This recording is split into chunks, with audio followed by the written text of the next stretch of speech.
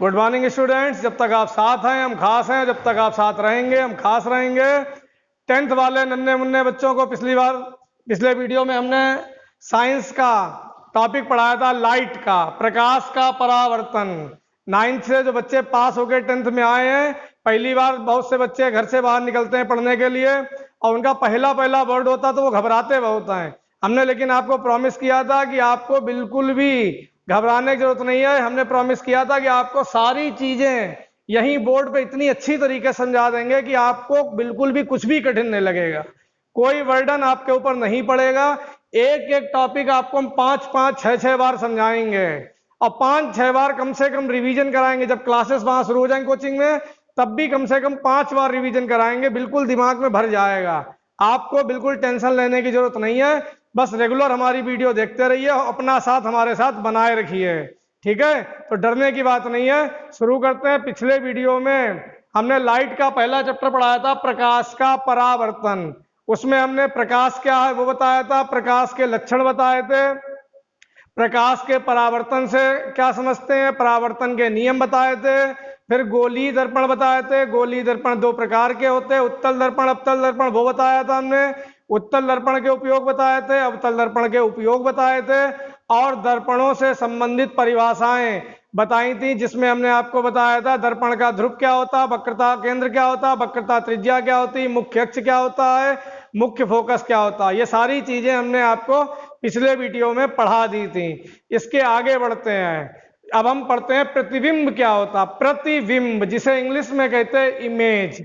देखिए प्रतिबिंब क्या होता है कि कोई बिंदु है उससे, या कोई वस्तु है उससे चलने वाली किरणें किसी दर्पण पे टकराएं और टकराने के बाद जिस बिंदु पर मिलें, ठीक है, या मिलती हुई प्रतीत हो, उस बिंदु को हम कहते हैं उस वस्तु का प्रतिबिंब। ठीक है, ध्यान रखिएगा, ध्यान से समझ लीजिए कि कोई वस्तु रखी है दर्पण के सामने, फिर समझ लीजिए कोई ये वस्तु दर्पण के से, ये दर्पण है, ये वस्तु रखी हुई है। अब इस वस्तु से किरणें चली, दर्पण पे टकराई और टकराने के बाद किसी बिंदु पर ये परावर्तित होकर मिलेंगी या मिलती हुई प्रतीत होंगी, तो उस बिंदु को हम इस वस्तु का प्रतिबिंब कहते हैं। ठीक है, जब आपको हम नोट्स देंगे तो उसमें एक एक परिभाषा बहुत अच्छी तरीके से लिखी होगी, बहुत आसान शब्दों में। जो हम लिखवाते हैं परिभाषा वो सब आपको मिल जाएगी। ठीक है, अब प्रतिबिंब 2 प्रकार के होते हैं। ठीक है, प्रतिबिंब होते हैं 2 प्रकार के, एक होता वास्तविक प्रतिबिंब और एक होता है आभासी प्रतिबिंब। ठीक है, प्रतिबिंब को इंग्लिश में क्या कहते हैं, प्रतिबिंब को इंग्लिश में कहते हैं इमेज, IMAGE, इमेज। ठीक है, प्रतिबिंब होता क्या है कि किसी वस्तु से चलने वाली किरणें किसी दर्पण पर पड़ने के बाद परावर्तित होकर जिस बिंदु पर मिलती है या मिलती हुई प्रतीत होती है, उस बिंदु को वस्तु का प्रतिबिंब कहते हैं। प्रतिबिंब 2 प्रकार के होते हैं। नंबर 1 वास्तविक प्रतिबिंब। वास्तविक प्रतिबिंब मतलब रियल इमेज, रियल इमेज। वास्तविक प्रतिबिंब में बस शब्द वास्तविक और आ जाएगा बस। तो क्या लिखेंगे कि जब किसी वस्तु से चलने वाली प्रकाश किरणें किसी दर्पण से परावर्तन के बाद वास्तव में, बस ये शब्द जोड़ देंगे, वास्तव में किसी बिंदु पर मिलती है, तब उस बिंदु को वस्तु का वास्तविक प्रतिबिंब कहते हैं। फिर समझ लीजिए, किसी वस्तु से चलने वाली प्रकाश किरणें दर्पण से परावर्तन के बाद वास्तव में जब किसी बिंदु पर मिलती हैं, तो उस बिंदु को वस्तु का वास्तविक प्रतिबिंब कहते हैं। ठीक है, इसे पर्दे पर बनाया जा सकता है। वास्तविक प्रतिबिंब को अगर पर्दा रखते हैं सामने तो पर्दे पर बन जाएगा, दिखाई पड़ेगा हमें। ठीक, उसके बाद आता आभासी प्रतिबिंब।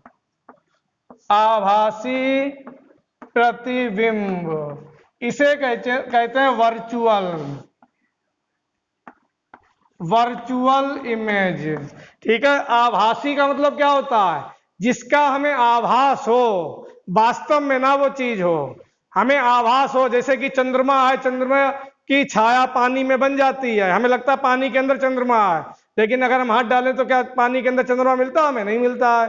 तो हमें क्या होता है? आभास होता है। ठीक है, तो कहने का मतलब है आभासी चीज, जिसका हमें केवल आभास हो, वास्तव में वो चीज ना हो, तो वो कहलाती है आभासी।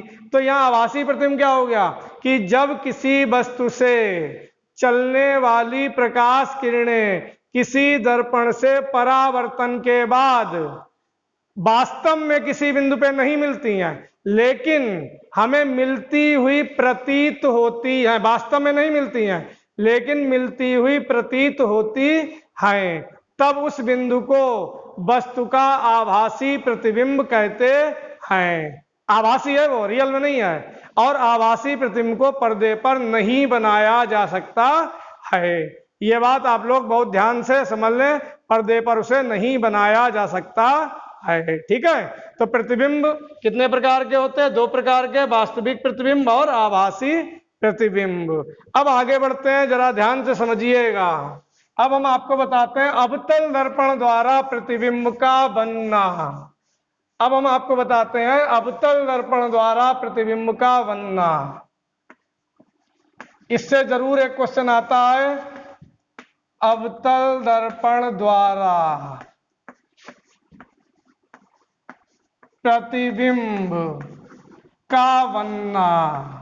हाई स्कूल वाले बच्चों, कतई घबराने की जरूरत नहीं है। जब हमने पढ़ाना स्टार्ट कर दिया है तो आपको कोई टेंशन लेने की जरूरत नहीं, सब टेंशन हमें दे दीजिए, सब आपको बहुत आसान लगेगा। बस रेगुलर हमारी वीडियो देखते जाइए, और एक काम और करिए कि आप लोग रजिस्ट्रेशन जरूर करा लीजिए आके। ठीक है, 25 तारीख के बाद से जो है ये वीडियो आप तक नहीं पहुंच पाएंगी। 25 तारीख तक आप लोग कोचिंग में आके अपना अपना रजिस्ट्रेशन जरूर करा लें, 2 फोटो लेके आए। ठीक है, एक फॉर्म भरा जाएगा, उसमें आपका व्हाट्सएप नंबर और जीमेल आईडी लिख ली जाएगी, उसी आईडी पर आपके ये वीडियो पहुंचा करेंगे, सबको नहीं दिखाई पड़ेंगे। ठीक है, जिन बच्चों का रजिस्ट्रेशन हो जाएगा केवल उन्हीं के पास ये वीडियो पहुंचा करेंगे, साइंस के, मैथ के, इंग्लिश के सारे वीडियो। अभी आगे आपकी बायोलॉजी भी स्टार्ट हो जाएगी, वो सारे वीडियो जिन बच्चों का रजिस्ट्रेशन होगा उनके पास पहुंचेंगे। रजिस्ट्रेशन कराने के लिए आप लोग शाम को 5 बजे से 7 बजे के बीच में कोचिंग में आ जाएं 2 फोटो लेके, या सुबह 8 बजे से लेकर 11 बजे तक आ जाएं 2 फोटो लेकर। अपने दोस्त जो हैं, अपने साथी जो हैं, जो पढ़ना चाहें, जो कोचिंग के अलावा बाहर के बच्चे भी हों, जो पढ़ाई के लिए इंटरेस्टेड हैं, उन्हें भी ला सकते हैं, उनका भी रजिस्ट्रेशन करा दें। और जो एक आपका फॉर्म भरवाया जाएगा, वो फॉर्म आप जब कोचिंग यहाँ में पढ़ने आएंगे, स्टार्ट हो जाए कोचिंग, तो वही फॉर्म आपका काम आएगा, इंग्लिश में, साइंस में, मैथ में। अलग अलग फॉर्म नहीं भरने पड़ेंगे। ठीक है, तो रजिस्ट्रेशन जल्दी से जल्दी आप लोग करा लें और अपने साथियों को भी बता दें। फिलहाल बढ़ते हैं अगले टॉपिक पे। अवतल दर्पण द्वारा प्रतिबिंब का बनना बहुत ही इंपॉर्टेंट है।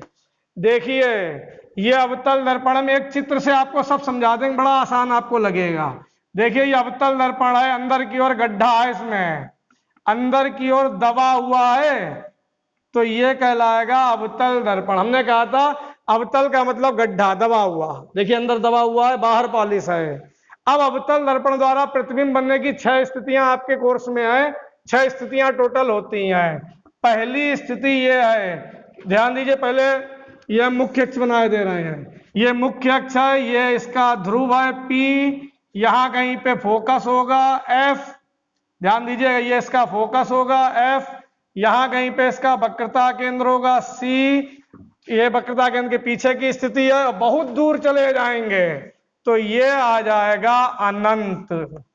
अनंत मतलब बहुत दूर। ठीक है, अब देखिए पहली स्थिति क्या है कि अब जैसे हमने एक वस्तु ली, ध्यान दीजिएगा, अब जैसे ये वस्तु है, इसे हमने अवतल दर्पण के सामने पहले रखा अनंत पे, एक स्थिति हो गई।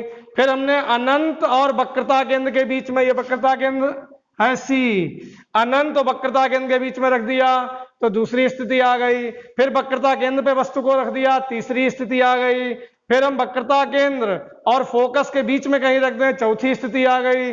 फोकस पे रख दें, 5वीं स्थिति आ गई। फोकस और ध्रुव के बीच में रख दें, 6ठी स्थिति आ गई। तो टोटल 6 स्थितियां हैं। पहली स्थिति क्या है कि जब वस्तु कहाँ रखी है, अनंत पे, अनंत पर रखी है। कहाँ रखी हुई वस्तु है, अनंत पर। क्वेश्चन ऐसे आता है कि जब कोई वस्तु अवतल दर्पण के सामने अनंत पर रखी है तो अवतल दर्पण के द्वारा बनने वाले प्रतिबिंब की स्थिति तथा प्रकृति बताइए। स्थिति का मतलब कहाँ बनेगा, प्रकृति का मतलब कैसा बनेगा, सीधा, उल्टा, वास्तविक, आभासी, ये कहलाती है प्रकृति। तो देखिए सबसे पहले वस्तु हमने कहाँ रखी, देखिए चित्र भी देखते आइए, हमने सबसे पहले वस्तु रखी, मान लिया अनंत पे, ये वस्तु है, ध्यान दीजिएगा, ये वस्तु हमने रखी, कहाँ रखी है, अनंत पे, किसके सामने, अवतल दर्पण के सामने। तब क्या होगा, तो इस वस्तु का बहुत ही छोटा सा, बिल्कुल नन्हा सा, बहुत छोटा वास्तविक उल्टा और बहुत छोटा सा प्रतिबिंब बनेगा यहाँ फोकस से, बहुत ही छोटा होगा, ये ध्यान रखिए, ऐसे इतना छोटा सा ये प्रतिबिंब बन रहा है। देखिए उल्टा होगा, ऐसा होगा, उल्टा उल्टा होगा, वस्तु ऐसे रखी थी, प्रतिबिंब उल्टा बनेगा, कहाँ बनेगा, फोकस पे, बिल्कुल बिंदु के बराबर। वास्तविक उल्टा और बहुत छोटा प्रतिबिंब फोकस पर बनेगा जब वस्तु कहाँ रखी होगी, अनंत पर रखी होगी, तो फोकस पे बनेगा वास्तविक उल्टा बहुत छोटा प्रतिबिंब। दूसरी स्थिति देखिएगा सभी लोग ध्यान से, अब वस्तु को हम यहां से हटाए दे रहे हैं, अब वस्तु को हम, ये क्या है, अनंत, ये क्या है, वक्रता केंद्र, अनंत और वक्रता केंद्र के बीच में हम रख दें वस्तु को, ध्यान दीजिएगा। अब की बार हम वस्तु को रखे दे रहे हैं अनंत और वक्रता केंद्र के बीच में, तो अब यहां प्रतिबिंब नहीं बनेगा, अब प्रतिबिंब पीछे हटेगा। अब प्रतिबिंब जो है वो फोकस और वक्रता केंद्र के बीच में वास्तविक बनेगा, उल्टा बनेगा और वस्तु से छोटा बनेगा, थोड़ा वस्तु से छोटा बनेगा, ध्यान रखिएगा, वास्तविक उल्टा और वस्तु से छोटा प्रतिबिंब फोकस और वक्रता केंद्र पर बनेगा। फिर समझ लीजिए, जब कोई वस्तु अवतल दर्पण के सामने अनंत और वक्रता केंद्र के बीच में रखी है तो दर्पण के द्वारा वस्तु का वास्तविक उल्टा और वस्तु से छोटा प्रतिबिंब दर्पण के फोकस और वक्रता केंद्र के बीच में बनेगा। दो स्थितियां हो गई। तीसरी स्थिति देखिए, अब देखिए वस्तु को यहां से हटाए दे रहा है, प्रतिबिंब यहां से हट जाएगा।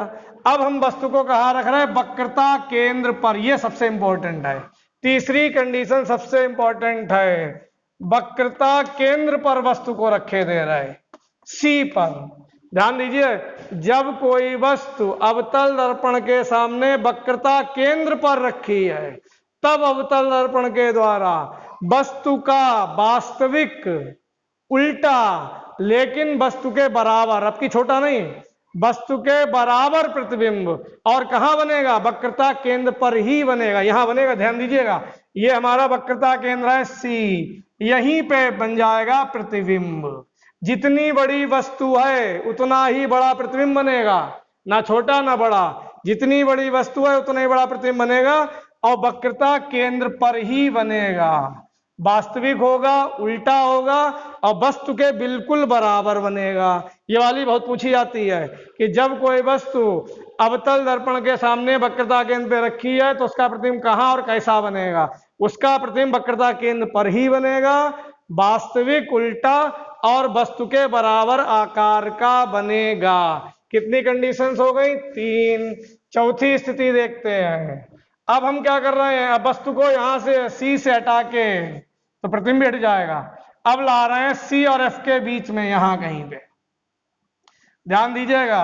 अब की बार वस्तु को हम रख रहे हैं वक्रता केंद्र और फोकस के बीच में, चौथी स्थिति, जब वस्तु वक्रता केंद्र फोकस के बीच में रखी है अवतल दर्पण के सामने तब वस्तु का वास्तविक उल्टा लेकिन वस्तु से बड़ा, अब की वस्तु से क्या होगा, बड़ा, वस्तु से बड़ा प्रतिबिंब बनेगा, अनंत और वक्रता केंद्र के बीच में, यहां कहीं बन जाएगा इसे, लेकिन वस्तु से देखो बड़ा है, ये वस्तु है, ये वस्तु है और ये प्रतिबिंब है, देखो वास्तविक है, उल्टा है, वस्तु से बड़ा है और कहां बना है, अनंत और वक्रता केंद्र के बीच में बनेगा, वास्तविक उल्टा और वस्तु से बड़ा प्रतिबिंब अनंत और वक्रता केंद्र के बीच में बनेगा। पांचवी स्थिति देखते हैं। अब वस्तु को यहां से भी हटा दें तो प्रतिबिंब हट जाएगा यहां से, अब हम वस्तु को रख रहे हैं फोकस पर। अब कहां रखना है? फोकस। एफ क्या होता? फोकस। कल सब पढ़ा चुके हैं, ठीक है। फोकस पे जब कोई वस्तु अवतल दर्पण के सामने उसके फोकस पर रखी है, तब अवतल दर्पण के द्वारा वस्तु का वास्तविक उल्टा लेकिन बहुत बड़ा, ध्यान रखिए, वास्तविक उल्टा और बहुत बड़ा प्रतिबिंब अनंत पर बनेगा। यहां पे आके बनेगा ऐसे, वास्तविक होगा, उल्टा होगा, लेकिन वस्तु से बहुत बड़ा होगा। कहां बनेगा? अनंत पर जाकर बनेगा। जब वस्तु रखी थी अनंत पे तो प्रतिबिंब बना था फोकस पे। अब वस्तु रखी है फोकस पे तो प्रतिबिंब कहां बनेगा? अनंत पर। वास्तविक, उल्टा और बहुत बड़ा बनेगा। कितनी स्थितियां हो गई? 5। छठी स्थिति बिल्कुल अलग है, बहुत ध्यान दीजिए, यह भी बहुत इंपॉर्टेंट है, ये भी बहुत इंपॉर्टेंट है। छठी कंडीशन, अब हम वस्तु को रखे दे रहे हैं फोकस और ध्रुव के बीच में ऐसे, ये बिल्कुल सबसे अलग है। अभी तक पांचों कंडीशन में प्रतिबिंब कैसा बनता था? उल्टा। वास्तविक और उल्टा, देख लीजिएगा, पांचों कंडीशन में वास्तविक बनता था, उल्टा बनता था। छठी वाली कंडीशन बिल्कुल अलग है।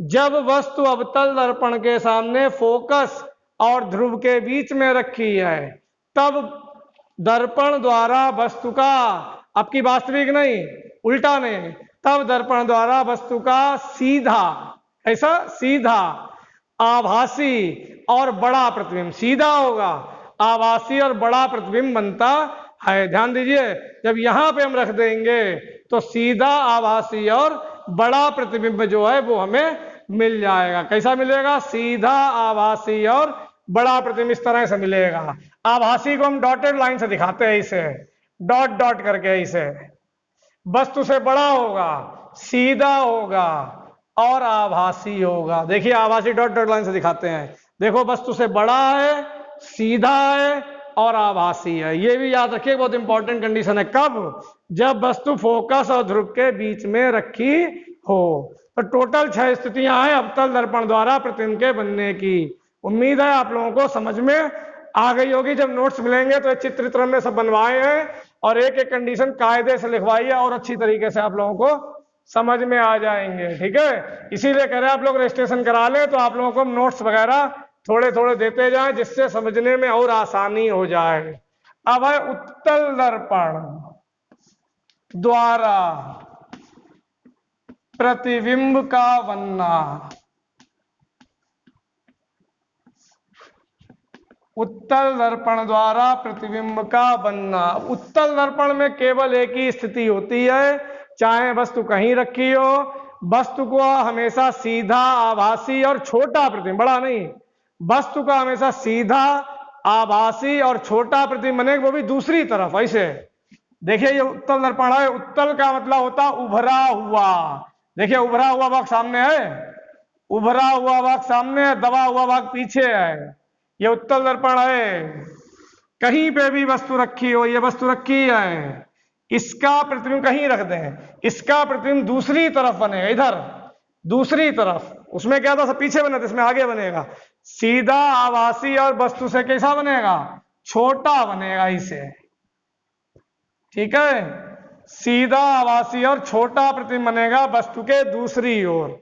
ये कभी वास्तविक नहीं होता है, वास्तविक प्रतिबिंब हमेशा उल्टा होता है। ये सीधा है तो आभासी होगा और दूसरी तरफ बनेगा, ठीक है। तो एक क्वेश्चन इसमें बहुत इंपॉर्टेंट पूछा जाता है, किस दर्पण के द्वारा, किस दर्पण के द्वारा सदैव सीधा और आभासी ही प्रतिबिंब बनता हमेशा? तो हम क्या लिखेंगे? उत्तल दर्पण द्वारा, ठीक है। तो ये हो गया आपका प्रतिबिंब का बनना। बात समझ में आपको अच्छी तरीके से आ गई होगी। एक चीज और बता दे रहे हैं, जैसे आपके सामने 2 दर्पण रखे हुए हैं, एक दर्पण ये है, एक दर्पण ये है। आपसे कहा जाए इसे बिना छुए हुए, इसे टच नहीं करना, इसे बिना स्पर्श किए हुए बताइए कौन सा उत्तल दर्पण है, कौन सा अवतल दर्पण है, या ये कौन सा दर्पण है, इसे पूछा जाए तो हम क्या करेंगे? ध्यान दीजिएगा, हमारे सामने 2 दर्पण लगे हुए हैं दीवार पे, बिना छुए हुए हमें बताना कि कौन सा उत्तल है, कौन सा अवतल है। तो हम क्या करेंगे? एक किताब ली हमने, इस किताब को दर्पण के सामने ऐसे ले गए और इसे धीरे धीरे पीछे हटाएं, ठीक है।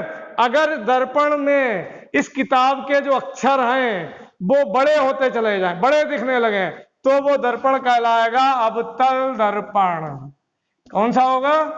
अगर अक्षर और बड़े होते चले जाएं, बड़े, तो कैसे होगा? अवतल दर्पण। और अगर किताब के अक्षर और छोटे होते चले जाएं तो वो कौन सा दर्पण होगा? उत्तल दर्पण। तो कभी कभी पूछ लेते हैं, एग्जामिनर वगैरह पूछ लेता है, प्रोजेक्ट वर्क में पूछ सकते हैं जब आपका प्रोजेक्ट वगैरह जमा होगा कि बिना छुए हुए, बिना स्पर्श किए हुए दर्पण को कैसे पहचानेंगे? तो हम कहेंगे कि दर्पण के पास हम किताब को ले जाएंगे और धीरे धीरे ऊपर उठाएंगे। अगर किताब के अक्षर और बड़े दिखने लगे तो वो दर्पण अवतल है, और किताब के अक्षर और छोटे दिखने लगे तो वो दर्पण कौन सा होगा? उत्तल दर्पण होगा। उम्मीद है आप लोगों को आज का लेक्चर अच्छी तरीके से समझ में आ गया होगा।